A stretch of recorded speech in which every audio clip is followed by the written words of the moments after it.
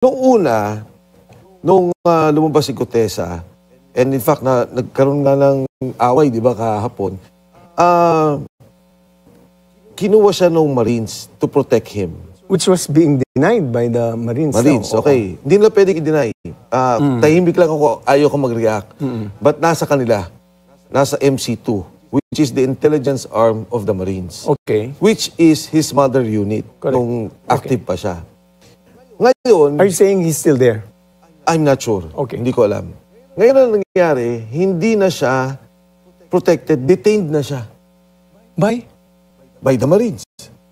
Oh, that wasn't reported in the news. Yes, and now I'm saying it. So he's now in the custody of the Marines? Of the Marines. Hindi ko alam particularly kung institutional to or there are elements in the Marines active.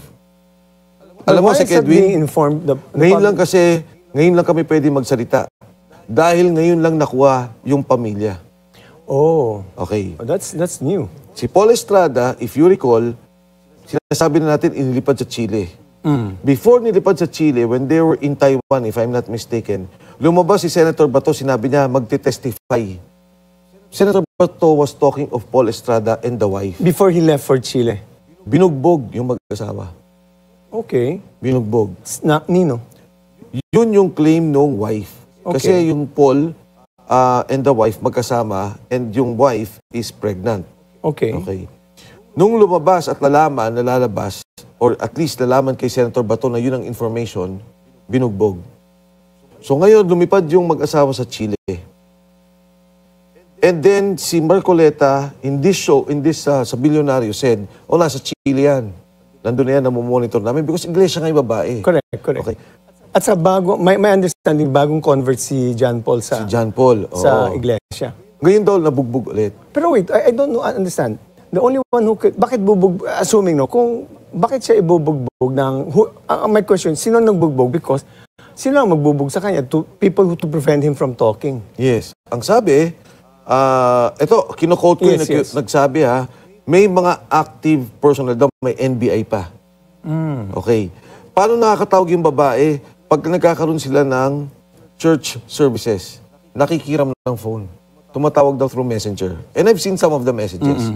Ngayon, ang sabi pa ng babae, meron kaming Philippine passport, pero hindi namin alam ang pangalan namin. Kinonfiscate nila. So how were they able to fly out of the country without a passport? Initially, they were using their own passport. But you thought it was confiscated? Confiscated by those holding them.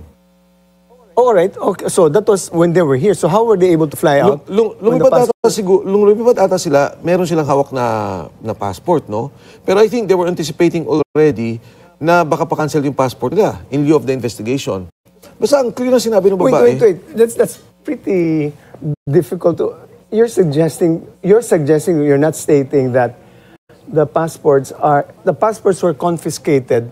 So if they were confiscated, there's no reason for whoever confiscated to return it, and therefore they might have flown out of the country using a forged passport because you can only have one passport. Clarify ko, yung kumuha ng passport nila, yung may hawak sa kanila. Because the term used was confiscate. Yes, kinonfiscate daw. So let's say lumabas tayong dalawa, pagdating natin sa ibang bansa, kinuha ko yung passport mo. So hindi ka pwedeng umalis, Correct. Hindi ka pwedeng mag-travel. Yun daw nangyari. Wait. Ginamit nila yung passport nila. Ano ba yan? Visa-free ba ang Chile? Hindi. Well, ang sabi ng babae, meron kaming ginagamit na passport pero hindi na namin alam ang pangalan namin.